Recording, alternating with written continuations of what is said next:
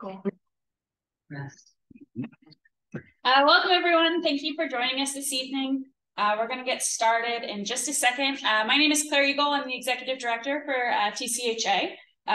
We have with us Nathan, who is the newer curator at Samara, which is a Frank Lloyd Wright home right across the river in West Lafayette. So without further ado, I'm going to pass it along to him. Well, thank you, Claire. Yes, I am the new curator of Samara. I just started about 7 months ago, so quite new. But how did I get involved with Samara? Maybe that's where I'll start today's presentation. So my story begins in Cedar Rapids, Iowa, with the Jackie Douglas Grant House. Oh, that's okay. With the Jackie Douglas Grant House designed by Frank Lloyd Wright in 1946. While I was in high school, I was invited to go out in the world and discover something that I might just enjoy, whether it be, maybe becoming an architect one day, or maybe becoming a forester, something, that just piqued my interest. And so while I was looking around out and about in Cedar Rapids, I had come across to this house, and I wrote the owner a letter asking if I could visit his home sometime just to see what it was like, and a little more about Frank Lloyd Wright. Well, I got a letter back from him, and he said, just come on over anytime. I did. But it maybe wasn't the best time, as he answered the door with a cast on his leg. Despite having a cast and a broken foot, he gave me a 3-hour tour of his entire home, inside and out. I was impressed by his family stories, the story of Frank Lloyd Wright, and I knew that I had to get involved. So that brings me to our next Frank Lloyd Wright design home, Cedar Rock, located just north of Cedar Rapids, Iowa. It's a sprawling estate designed by Frank Lloyd Wright on 438 acres worth of land. And I started there as a volunteer tour guide. Well, they couldn't keep me away, so they eventually added me to the payroll. And so then I became tour guide, lead tour guide, museum technician, and then I became administrative assistant for Cedar Rock the past 2 years, 2021, 2022. And so that brings us to the next part of this story, Samara, and its multi-million-dollar restoration. The multi-million-dollar restoration of Samara took place between 2022 and 2023 this year. And the people that were responsible for the restoration project was Indiana Landmarks, one of the nation's premier nonprofit organizations interested in revitalizing and connecting people to historic places here in Indiana, both of architectural and historical significance. It was founded in 1960 and is one of the largest private statewide preservation organizations. So I'm very proud to be a part of Indiana Landmarks. I obviously got their attention, got my hand way up in the air, and well, here I am today. They did. So I'm hired through Indiana Landmarks. So let's see here. So that brings us to Samara. Let's go ahead and talk a little bit about the history of Samara, who it was designed for, and then I'll jump back into some more details about a restoration. So Samara was designed by Frank Lloyd Wright. How many of you have visited a Frank Lloyd Wright design house before? Well, hey, good. How many of you have visited Samara before? Good. You have good taste in Mr. Wright's work. So, Samara, designed by Frank Lloyd Wright. He was an architect born in 1867, right at the end of the Civil War, and died in 1959 at the launching of Sputnik into space. Frank Lloyd Wright spent about 72 years of his life as an architect. And during those years, he designed around 1,000 different structures. But of those, about half of them were ever built, about 534 to be exact. So here I have a photo of Frank Lloyd Wright in 1947, around the era that he was designing Samara. Now, he was designing the Samara house, alongside other projects too, like the Illinois, the Mile High skyscraper. That was done in 1957. The picture to the left-hand side of the screen is a full shot of the rendering drawn up by Frank Lloyd Wright and his 30 architectural apprentices. And then the photo on the right-hand side, you can see Frank Lloyd Wright in front of that same picture. if you're to stack maybe 5 Frank Lloyd Wrights on top of each other, they'd equal the same height as that drawing. Frank Lloyd Wright is also known for designing churches, like the Annunciation Greek Orthodox Church by Frank Lloyd Wright in 1955. He's also known for designing office buildings, headquarters, Johnson Wax. You may know them for Ziploc bags, scrubbing bubbles. He even designed the office furniture for this building. Frank Lloyd Wright is known for even designing gas stations. This one is in, well, I forgot to put the town name on there, but it is located in Minnesota. And it is still in service today as a full-service gas station. Frank Lloyd Wright is known for designing cat houses, even for the resident Felis catus. So Frank Lloyd Wright, nothing is too big or too small for him to design.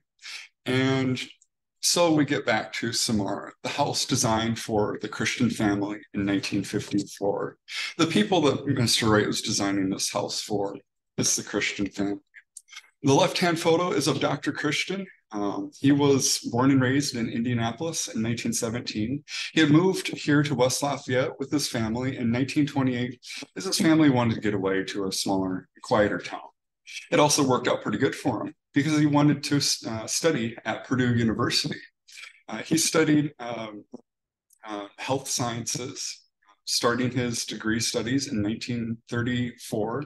He got his bachelor's degree in 1938, and he went back a few more times, eventually founding the Department of Bionucleonics at Purdue around 1950. So very outgoing.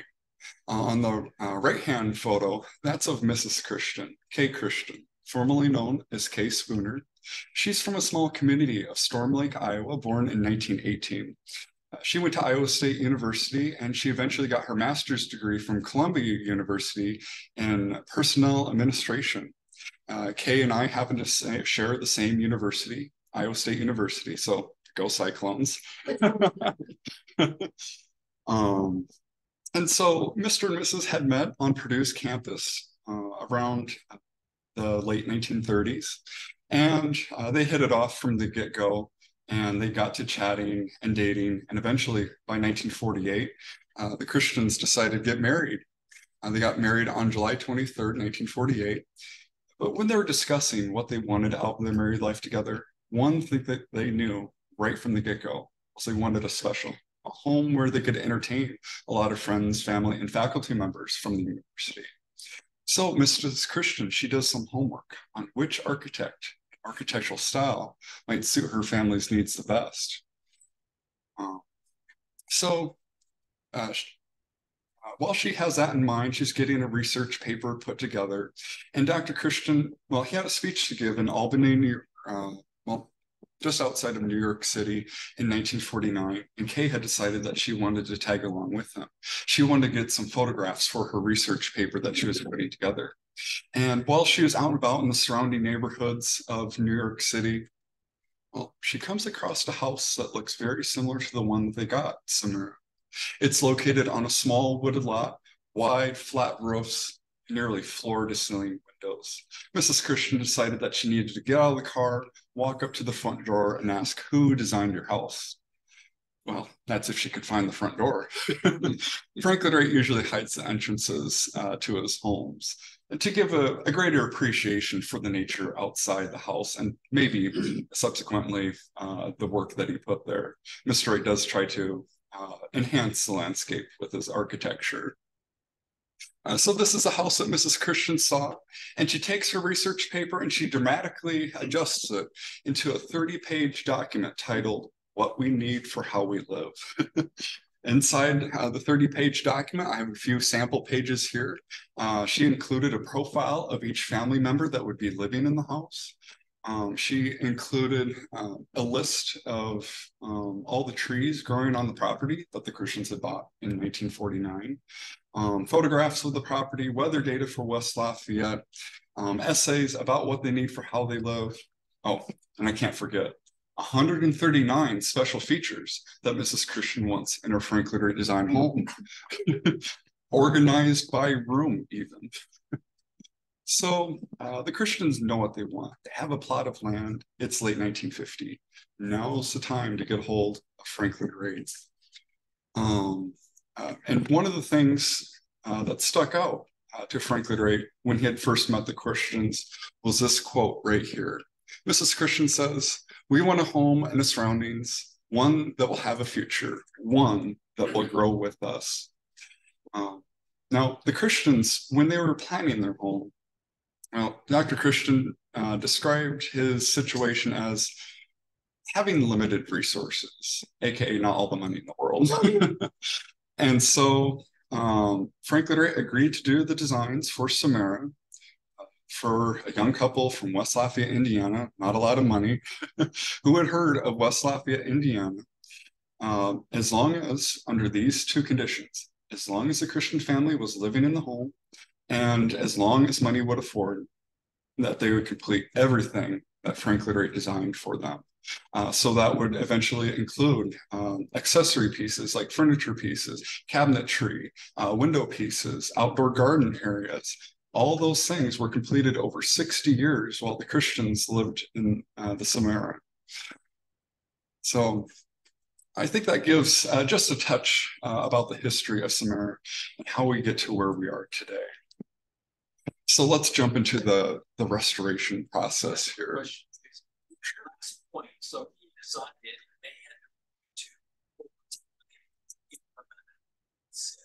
Correct. That is a good clarification to make, that as they lived there, that they would complete project by project. And it wasn't even the beds and the bed spreads. Dr. Christian had his own letterhead designed by Frank Lloyd Wright. I think Frank Lloyd Wright had saw a fun challenge designing for the Christians. Mrs. Christian obviously knows what she wants, 139 special features in her home. Frank Lloyd Wright's at the tail end of his 72-year-long career as an architect.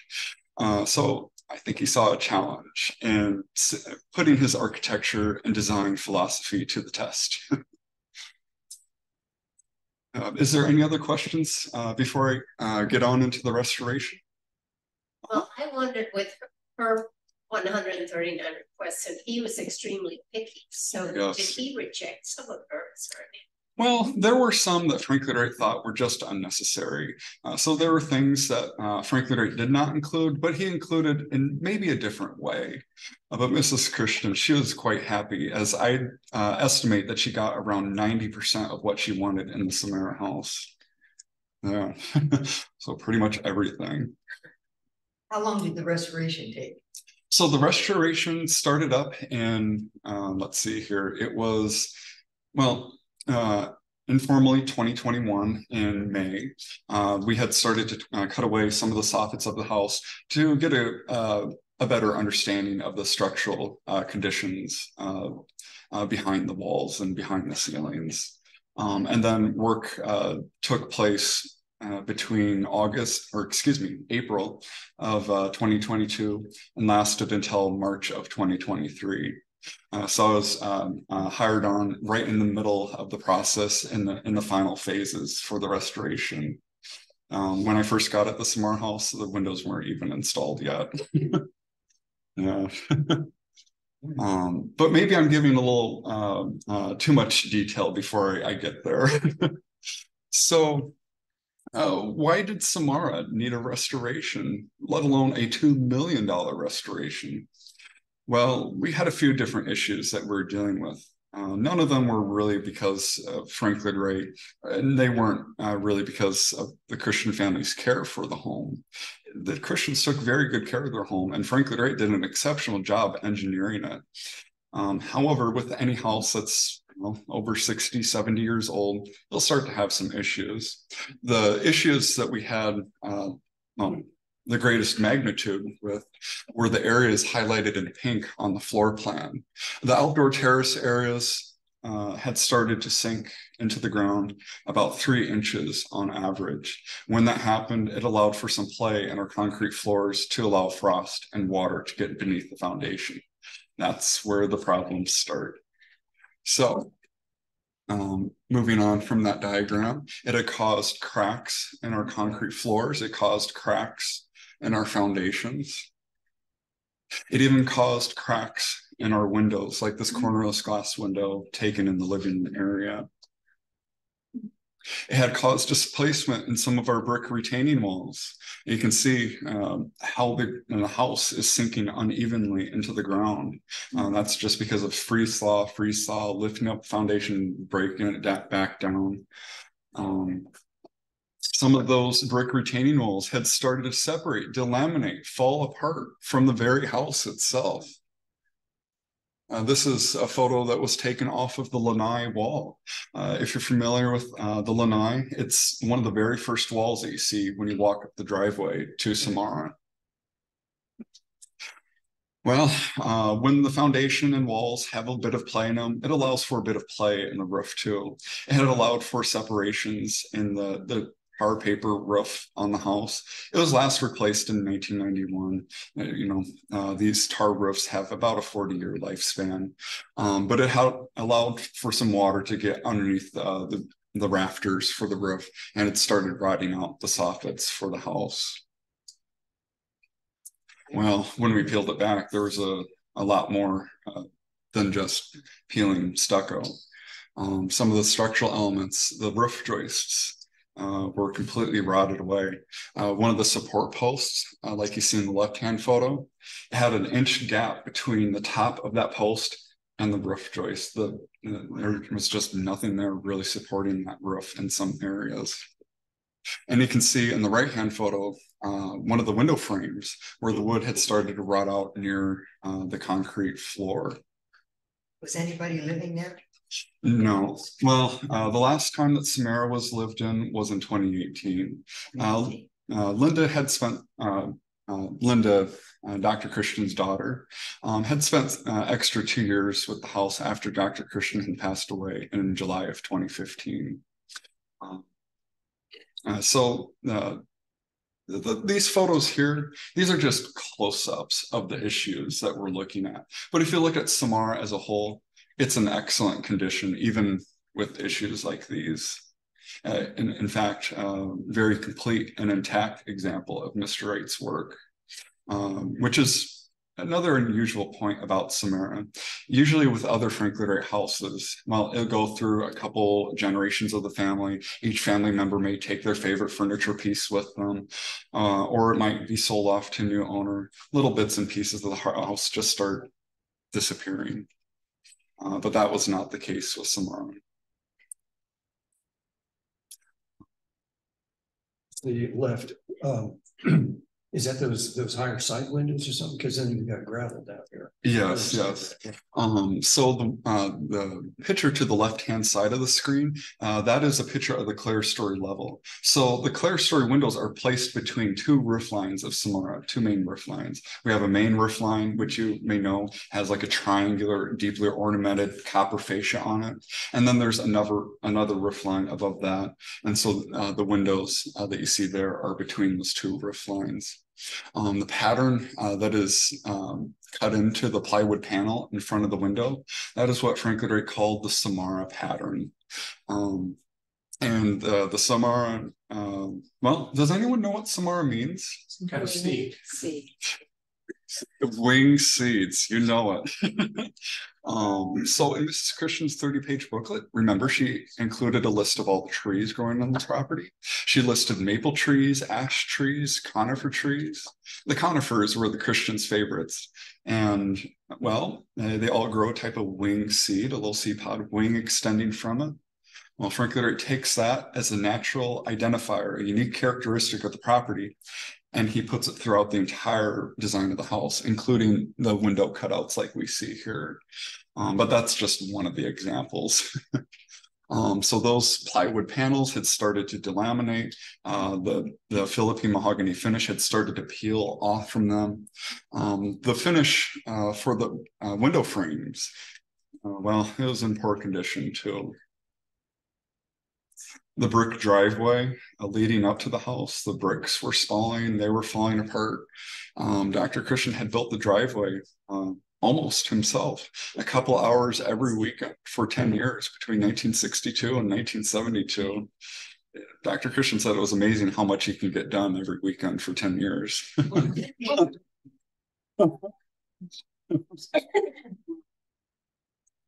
And so all these identifiers indicated to us that this house needed some help. It needed some restoration. So the work begins. So one of the first things that we had done was to start taking apart different areas of the house. The terrace area outside of Samara that overlooks the hillside, that was completely demolished. All the concrete was chiseled up. The concrete foundation was chiseled up, and that allowed us to access parts of the foundation underneath the living room area to repair cracks and parts of the footings that were in the ground. Before we had taken apart the foundation and the concrete floors, the brick retaining walls around the outside of the house, we had carefully taken those apart piece by piece in 4-foot sections, and had placed them on a pallet, sent them out so that we could reuse as many original bricks as possible. A little more on that in just a bit here. Landmarks technical. Yes, along with the Frank Lloyd Wright Building Conservancy located in Chicago, Illinois.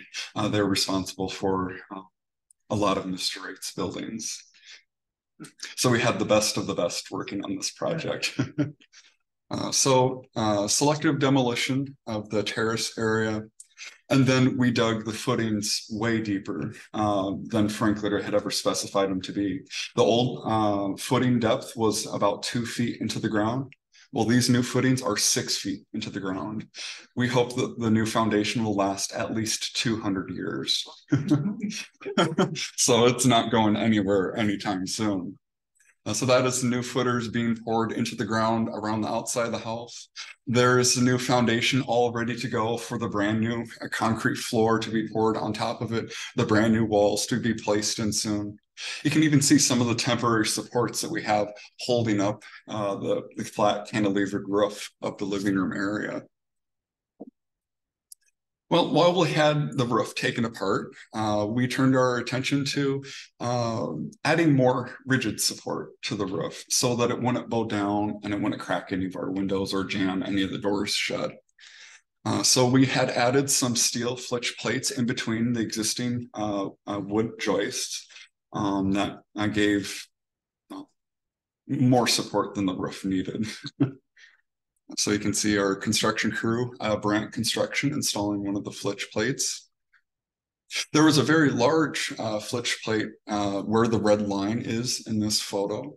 This would have been the roof line of the house looking south towards Purdue University. I believe that stretch of the roof spans about 36 feet. So about 36 feet worth of steel put up there in the roof. We had also revised Frank Lloyd Wright's original design for the red support columns. You may recognize them before the restoration with green cubes stacked on the posts up to the roof line. We had to adjust those to also have flitch plates too. That way the support posts always remain with the roof, and if the roof were to ever adjust, well, there's going to be no floating space. We had also refurbished other structural elements throughout the house, like the steel T-beams. The steel T-beams that you see here run between the window mullions in the living room. So although it looks like the windows, the wooden frames are nearly supporting the roof, well, these wooden steel T-beams are that thing that do the actual work. On the left-hand photo, you can see a before condition, and then the right-hand photo is an after condition after refurbishment of those steel T-beams. Or posts, excuse me. So here's all the steel T-beam posts put together. In place of where the plywood is where glass is today.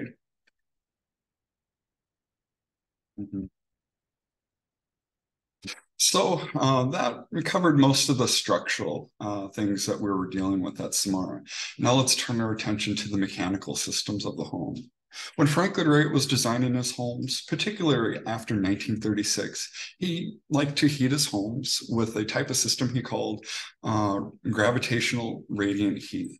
It's basically a series of large copper pipes that run through the concrete floor of the house And those copper pipes will carry hot water in them. That hot water will heat up a bed of gravel underneath the concrete floors. It'll heat up the concrete floors. It'll heat up the carpet, and it'll heat up all the low furniture that is through the house. Dr. Christian described it as living in a pool of warmth at Samara. But the in-floor heating system, it needed a bit of help too. I remember with all the foundation issues, settling issues, some of the pipes had started to dilapidate a little bit. Some of the pipes had pinhole leaks. The system wasn't able to keep pressure. So we attempted to repair the system 3 times during the restoration. Unfortunately, all 3 times were unsuccessful. So unfortunately, we had to abandon the in-floor heating system. It's still available to us if we want to restore it one day, but that may require us to chisel up the entire concrete floor of the house. From a cost standpoint, from a historical standpoint, that may just not be feasible. So what are some other ways we might be able to get mechanical systems working again? Well, on the left-hand photo, we turned our attention to the AC system for the house. That AC you see over there is from 1967. It is original with the house. It worked pretty good, but it was starting to show its age by 2022. Now, this is a unique thing about a Frank Lloyd Wright house. Usually, Frank Lloyd Wright doesn't design his homes with air conditioning in mind. He's designed them with French-style doors that open out to the landscape to allow cross breezes through the different rooms. That way you don't need air conditioning. But Mrs. Christian, she wants a house for entertaining, for guests, maybe guests in bow ties and suits. So she had a 5-year period between 1950 and 1955 to really twist Mr. Wright's arm. Mr. Wright had allowed her to install the ductwork for an AC one day in the house from 1956, but he didn't allow her to install the AC compressor that you see outside. So she lived without air conditioning in the home for about 13 years. Remember, Mr. Wright died in 1959. Then she lives another 10 years without air conditioning. Well, she decides she can't go without it anymore, slaps it in outside, and it's ready to go. And then the right-hand photo, well, you might see our brand new 2023 air conditioner. How did they hide the ductwork? Because that's hard to do sometimes when you do hydronics and then the ductwork, especially in a house that's already been built. Mm-hmm. So Samara had a unique air conditioning system from 1967. It had basically what you can think of as like 2 furnaces or 2 air handlers, one in the kitchen area, one in the closet for the bedroom area. So the ductwork doesn't go continuously through the house like we know AC systems today. Instead, it kind of goes off into 2 branches. And that would go in a series of ducts beneath the clerestory windows with the Samara pads. I see some faces that maybe look a little disappointed with their new AC system. Don't worry, I'm only joking. The photo on the right is our brand new system. It's a pretty clever little device called a heat pump system. It runs in a very similar way to the original air conditioner from 1967. It runs to 2 air handlers in the house that go into 2 different areas. And during the summer, it'll work like an AC. It'll take heat from the inside of the house and expel it to the outside of the house. But during the winter, it can run in reverse. So it can take heat from the outside of the house to -14 degrees and then spew it back into the house. So that's how we were able to get around the in-floor heating needs for the house. In this photo, this is a photo above the carport area of the home, if you're familiar with that. These are some of the brand new electrical conduit and coolant lines for the brand new heat pump system going to the kitchen and bedroom wing. Here I have a photo of one of our HVAC technicians getting the new copper lines set up for the heat pump system. So remember that one window with the Samara design. That was around this location on the roof. Well, this photo, if you look closely beneath the Samara pattern near the ceiling, you might see a silver line above the the deck with the lights beneath it. That's where the brand new HVAC system goes. Today, it just blends in seamlessly with the space. Yeah, I didn't even know it was there when I first started. And so began the restoration of the storefront windows. Remember, we had all the windows for the house completely uninstalled. We reused the original frames, as much original wood as possible. I consider the wood mix to be about 95% original, 5% brand new. The woodwork of this house is quite significant in itself because the woodwork inside and outside, it's the same species of wood, Philippine mahogany. Now, Philip, A question on the new windows. Originally, they were non-thermal paint. Is that still the case? That is still the case. They're still non-thermal paint. They are 6 millimeters thick, so a little thicker than what you'd find in a home from 1956. But that was the exact same thickness that Frank Lloyd Wright had specified for use in this house. After all, the windows are nearly 8 feet tall for some of the doors here. So you need a pretty sturdy glass to make sure it won't shatter when you use the door. So there's the brand new glass windows newly installed. You can't even tell that the glass is there. It is so clean. But some of that's the original glass. There is only one original glass window in the house, but everything else has been completely replaced. That's all. All brand new glass. We had also repaired the brick masonry of the house. The bricks, of course, that are being held are the brand new bricks. They perfectly matched the old bricks. Well, a bit of trial and error. It took us about 157 samples to get the brick just right. And well, back in 1956, when the Christians were first sharing some of the samples that they were gathering from local suppliers here, it took the Christians only 10 tries to get the brick that Mr. Wright wanted. So it was a bit of a rigorous process. So the new bricks are from, let's see if I can remember off the top of my head here. The name will come to me eventually. I'll let you know.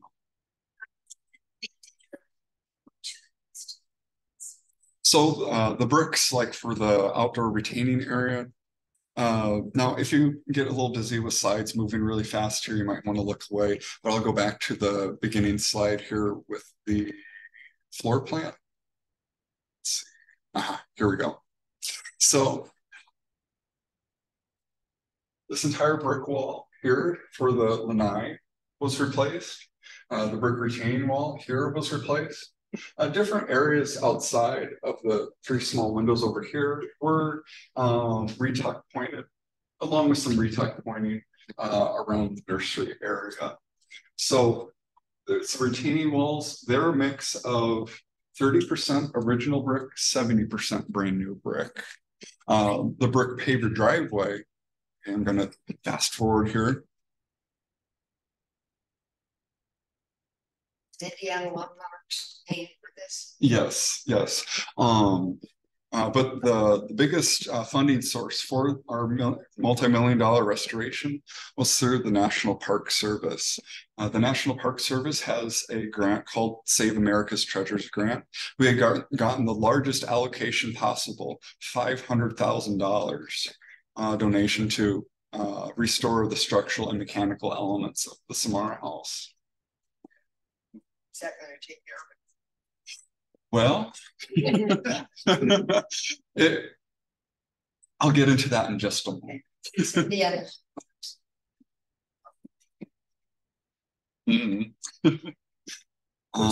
What's going on? Are they making these in panels? So this is a mock-up of one of the brick walls. It took us, oh my gosh, I think it was 280 some tries to get the exact look of the original brick walls. You can barely tell them apart, new from old. We even did a a chemistry sample of the original brick mortar to get the exact sand, the exact silica, the exact makeup as the original mortar used in the bricks. And here you can see the brand new lanai retaining wall being put back together. Has a brand new footing foundation underneath of it too. It was a lot of work. Yeah. We had also needed to repair the concrete floors of the house. We had taken a couple samples where we thought that the color was most accurate to 1956. And it's a color that Frank Lloyd Wright referenced for this house, terracotta red. Now you may know Frank Lloyd Wright for his signature color, Cherokee red, but that color is slightly more like burnt brown, reddish brown. Ours is meant to be a reddish orange. Frank Lloyd Wright had started using terracotta red near the end of his career.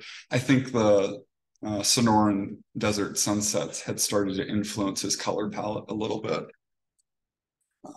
So we had developed or redeveloped a lost piece of history with the concrete floors. The way that the concrete floors were done in the 1950s, they used a chemical compound called colorundrum. It was a coloring mix that was mixed into the concrete. However, colorundrum had gone out of business by the 1970s, and there was no product like it ever available again. So we had to come up with a completely brand new way, a recreation of the original concrete.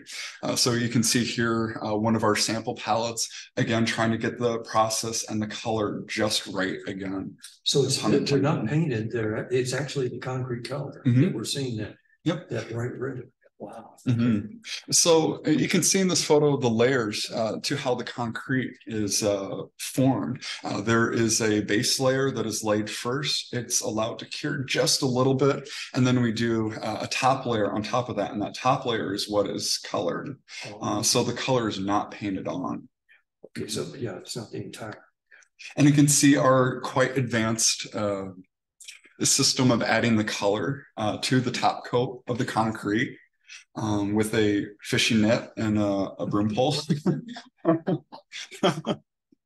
But hey, it worked.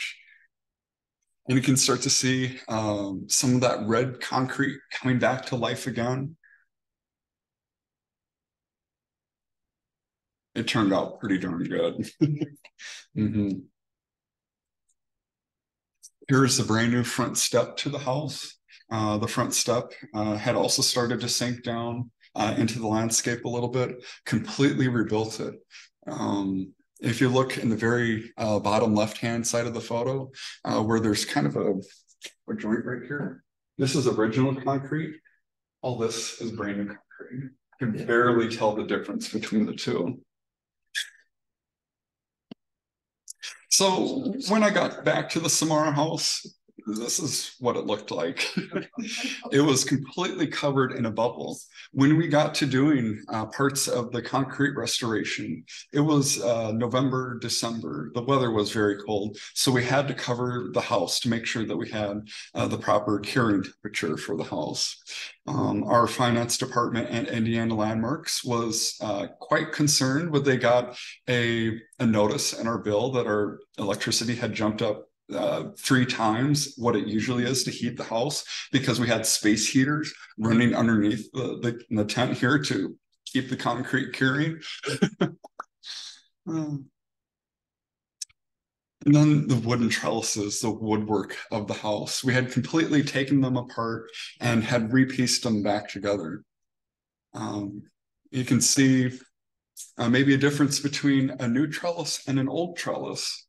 So the old trellis is on the left-hand side. It is made out of Philippine mahogany, but Philippine mahogany, it's no longer available on the market today.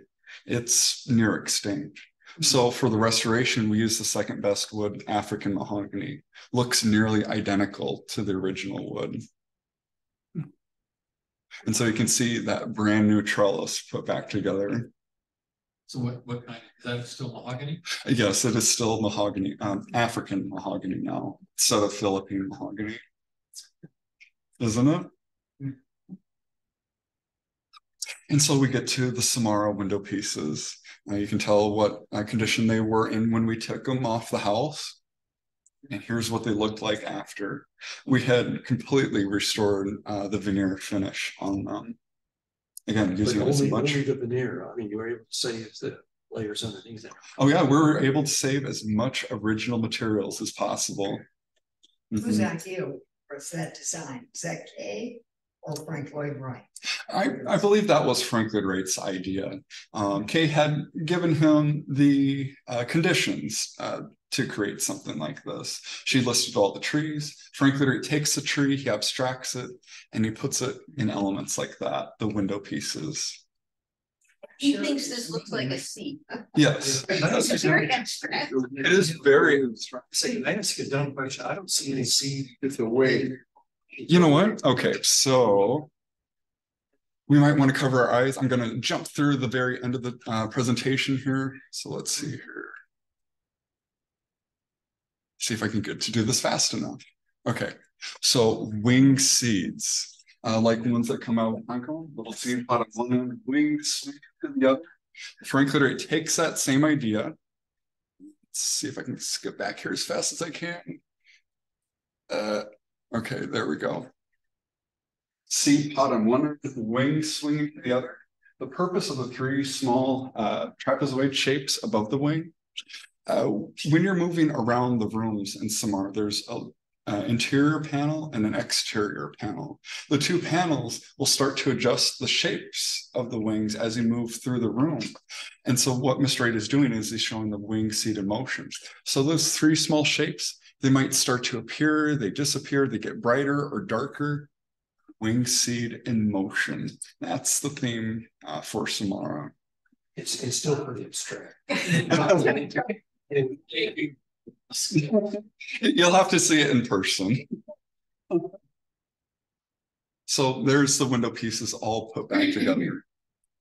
So this is what the Samara house looked right at the end of the restoration in March of 2023, this year. The driveway has been completely rebuilt. The driveway that Dr. Christian had put together, we used as many original bricks that he put down too. The brick in the driveway is 60% original, 40% brand new brick pavers. Are they charging to go through Samara now? Mm-hmm. Yeah. Yep, and I'll get to a little more on that here in just a moment. Do you let people drive on that? I mean, No, not really. The gate was also painted too, back to its original color. All the outdoor electrical was redone too. So the spire lights up bright once again every night. And so if you happen to be in the area, you can see the light needle all the way down at the end of the street. Mm-hmm. Yep. And so here's what the house looked like after everything, all the work was done for the restoration, and we're getting ready to put everything back in the house. Really a unique perspective that you don't get to see often. So this would have been the entry room. We did lay down protective coverings over the carpet, getting ready for the movers to move back all the furniture, the personal belongings of the Christians. So this is the entry foyer. And then you turn around and here is the living room area. Where did you put all the furniture while this was going on? So we have an archive located at the West Lafayette Public Library. We were able to pretty much fit the entire house down there. Wow. So thank you out there.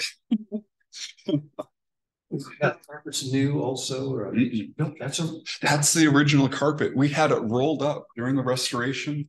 And when I first got back, I noticed that there's a bit of a off smell with the carpet. So I had it all sent up while it was rolled up to a professional cleaner, had it professionally steam cleaned, rolled it back down in the house, reinstalled it. It's practically brand new. Don't tell me this isn't from the 1950s. No. Yeah.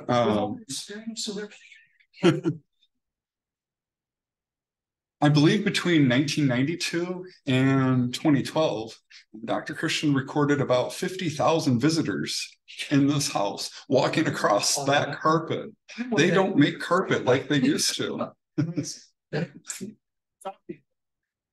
Architectural design, much did he use carpet like that, or wood flooring. Was any of this kind of carpet original to his design? The carpet is original to Mr. Wright's design. We have a carpet plan in our archive where Frank Lloyd Wright drew basically on a floor plan with a red colored pencil. The carpet should go here, cut it at this measurement, line it up with this wall, and then OK FLLW at the bottom of the drawing. It is really unique for a Frank Lloyd Wright house to have almost wall-to-wall carpeting in it. But Mrs. Christian, she wanted a very quiet home. She's next to one of the busiest roads in West Lafayette. So it's like a means of soundproofing for the house. The students for Purdue University just got back this week. They're throwing a lot of parties across the street at the football stadium. The music is so loud, it rattles the windows at Samara. But with the carpet, once you walk inside the house, quiet. Here's a view in the other angle, again, before the furniture is back in place, all the cushions and decorations, the brand new windows, brand new concrete, brand new electrical throughout the house, no more flickering lights or no more switches that don't work anymore. Yeah, the red of the concrete near is it that you didn't have to do any replacing there? That's all. No, that's all original concrete. Okay, yep. that's the. And we still keep it up to Mr. Wright's original care instructions for the house. We use SC Johnson Carnauba paste wax. We apply a layer to the floor with a towel, and then we let it dry for about 5 minutes or so, and then we go over it with an electric buffer, and it gets its lustrous red tone that way. Looking back into the living room, it is so weird to see the bookshelves without anything on them. Before the restoration, those bookshelves, they were leaning off of the wall. You could set a marble on one of those shelves and it'd fall off onto the built-in banquette below. So we got all those squared back out and even again. And then into the dining room. You can't really tell it's a dining room yet. But you can see all the beautiful brickwork, the woodwork is put back together, carpet put back down, good electrical, the brand new brick wall outside, the brand new grass seeded and ready to start growing. Did you have the ceiling? Did he put the ceiling lights in like that? Yep. So Frank Lloyd Wright had specified the can lights for the house. Back then. Can lights were a bit newer to be used in a Frank Lloyd Wright home. He'd usually use like a box light or like a recess in the ceiling for an exposed light bulb. But remember, we're at the tail end of Mr. Wright's career here. He is always rethinking, reinventing himself, using new things, new technologies, new materials. And then back into the kitchen area. This kitchen area, it's completely unrestored. It's all the original woodwork, untouched from the restoration. Just to kind of give you an idea of how well the woodwork just blends from one room to another. The appliances are also original. I'm pretty sure that this house was built around them, so we couldn't move them out during the restoration. Washer and dryer space on the other side of the workspace area, as Frank Lloyd Wright put it. And then a view back towards that big old freezer from 1949. I don't even know how you'd even move something out like that. And then here it is put back together today. Just a little glimpse into the living room area. The colors are so vibrant. We've had all the fabrics cleaned. We've had all the curtains sent out for cleaning. The house is fresh once again. But the fabric is all original. But all original. Quite a colorful room. It's just no curtains, just wide open. Oh, the windows? There are curtains, but we have them placed in front of the mullions, so it looks like it's almost one continuous window behind the curtain. Also in this photo, you can see another Samara element in the house. The rug that was designed here was made in 1995. And it depicts a wing seed falling out of the sky, swinging back and forth before hitting the ground in front of the fireplace. But you just need to get a look at it in person. This photo doesn't know justice. That was it. One of the later editions, but followed Wright's design. But followed Wright's principle and design wishes for the house. And so just a little palette tester here. I'm not going to give away the full thing to you. So tickets are available to visit Samara. You can go to our website, samara-house.org. And if you click on the tour tab on there, you can select a date, a time, and then you can select which ticket type you want. And then, we'll welcome you at the front door. Easy as that. Tours are available now, Wednesday through Sunday. A tour at 10 a.m., a tour at 3 p.m. And we're already looking to adding more tours and more programs next year. I don't want to give too many spoilers away about that, but there might be a possibility of a night tour next year with all the night lights on. How many people how many people you have at a tour at a time? We usually do about 15 people per tour. Yeah, a little smaller, but it's a modest sized home. It's about 2,200 square feet, and the living room area makes up half the total square footage, 1,000 square feet. But the other 1,000 square feet, well, it's divided between the dining room area, entry foyer, laundry space, kitchen area, utility area, 2 bathrooms, 3 bedrooms, a hallway, gallery. There's a lot packed in at just such a small footprint. Are you on any bus tours now coming across the country that time? So we do accept bus tours, but it takes a little bit of planning. The way that we've been able to figure out to do larger groups in the house, like for a bus tour, is we'll have 3 tour guides on at a time. So there'll be a tour guide touring outside the house, a tour guide in the living room, and a tour guide in the bedroom wing, and we'll basically rotate spots. But it has to be a finely orchestrated event. Well, again, thank you so much. I'm happy to answer any more questions that you have about the restoration or about the house, but I don't want to give away too much right now. Because we need to come. Well, you need to experience the space. I know. Yeah. Is that an eagle? What's that bird up there? So that is one of Dr. Christian's decorations for the house, a concrete gargoyle. Dr. Christian had painted the eyes red on it.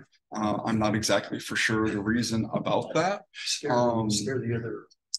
Maybe it scared away some of the owls, maybe hawks. I'm not exactly sure. I'm kind of curious. The whole house is on a slab of concrete, right? So they just lay down a slab, and so no foundation underneath or anything like that. It's literally concrete on gravel and dirt and everything. So the foundation type is what you call a what is it? It's like a mix between a slab on grade and a series of footings and walls that go around the perimeter of the house. Because around here you've got so much problem with frost. You have to have the footings go below the frost line, which is something that has. Unless you have a national home, so they just pour concrete. It rises up and down. Floating. It's like a boat. Yeah, exactly. But Samara is a little more anchored into its surroundings. And then the green, I mean, that looks like copper from here. Is that the gingerbread on the top or whatever? Is that copper or is that? That is copper. Okay. That was installed in 1991. Really? Yeah. That's not part of they waited that long. Mm-hmm. Well, so copper, it was a very expensive material. after World War II. The Christians tried again in the 1970s, but there was the Vietnam War, which rose the cost of copper then.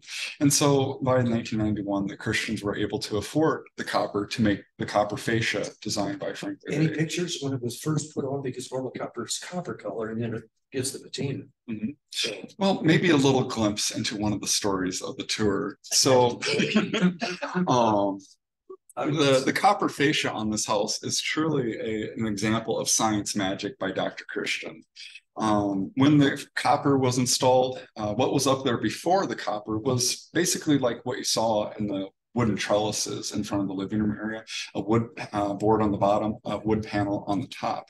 But the copper had to be folded to mold to what's already on the house. And Frank Lloyd Wright has individual triangle motifs that hang from the copper fascia.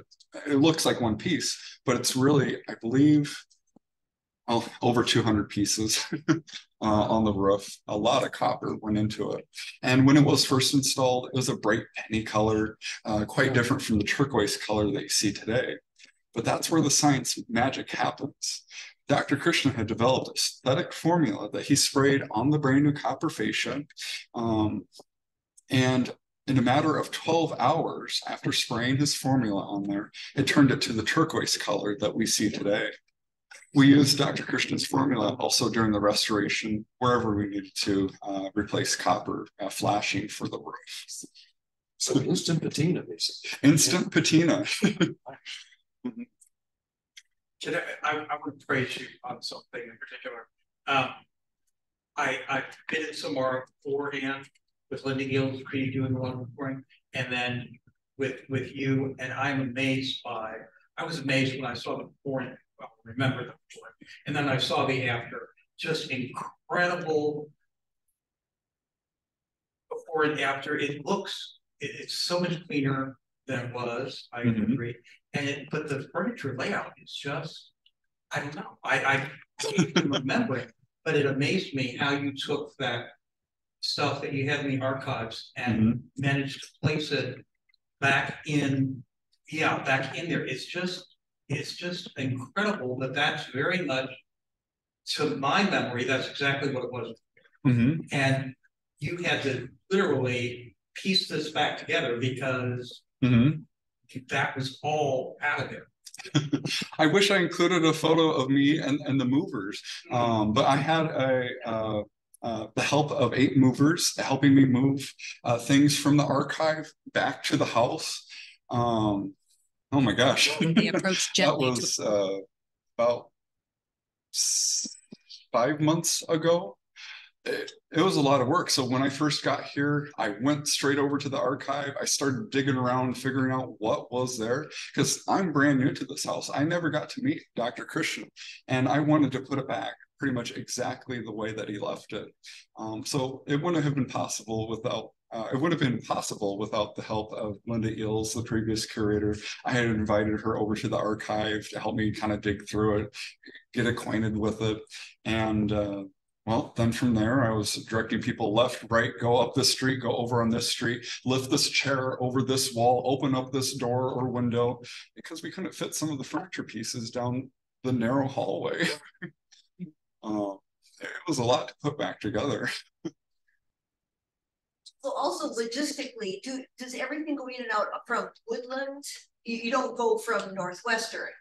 No. And so, but you're not driving on that beautiful driveway, apparently. It seems like there's a logistical challenge for all the, for moving. And then what I was going to ask was about when the tour bus comes or something like that, do they park on Woodland? So we guide our tour buses to Woodland Avenue. There are 2 parking spaces where we could fit 2 72-passenger school buses. So the city has provided us good on-street parking.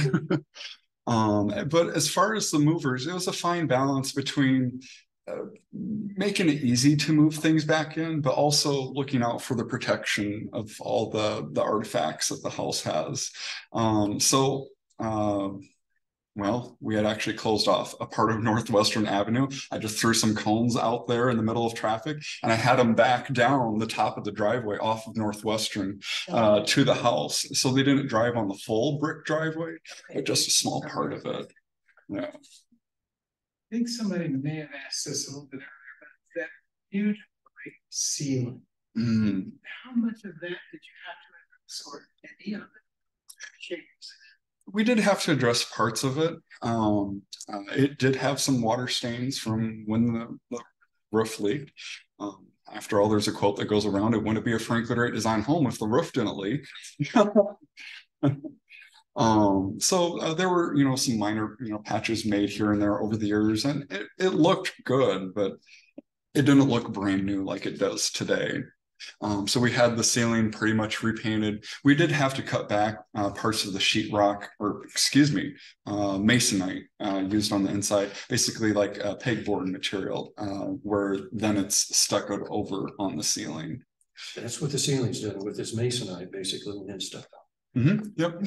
It also helped make the roof structure lighter weight, because some of the cantilevers, you can think of a cantilever as like a diving board being supported at one end. You see cantilevers all over nature, maybe branches of a tree. The cantilever from the cornice glass window to the very edge of the roof outside of that in this photo spans nearly 10 feet from the window. Yeah.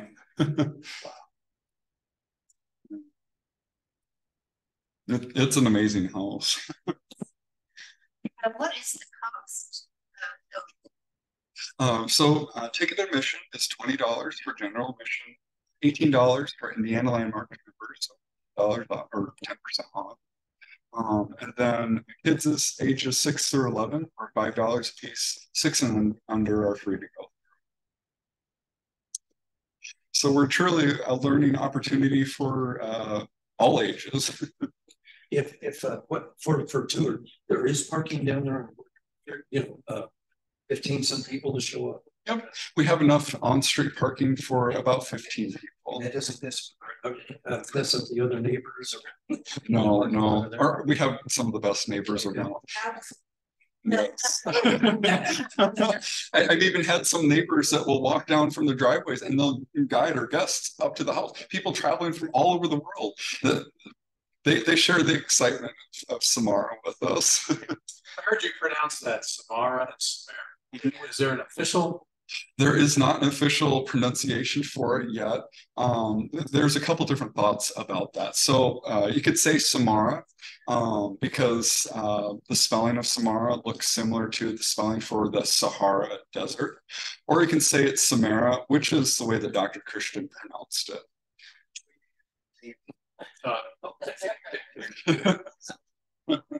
So I kind of flipped between the two non-distinctly. You're not taking an official position. No. I want to pay respect to Dr. Christian, but also I'm open to ideas too. I see a square light in the ceiling. Is that a light or is that a skylight? So that is one of the box lights designed by Frank Lloyd Wright in the roof deck from the entry. Any final questions for Nathan?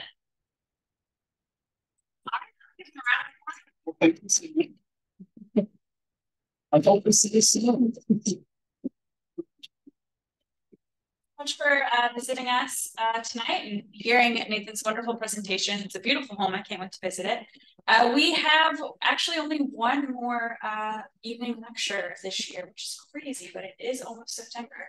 And it's September 6th here at 6 p.m. And it's with Frank Donaldson, who is a representative of the Highland Park Neighborhood HOA. He's going to be talking about the neighborhood itself.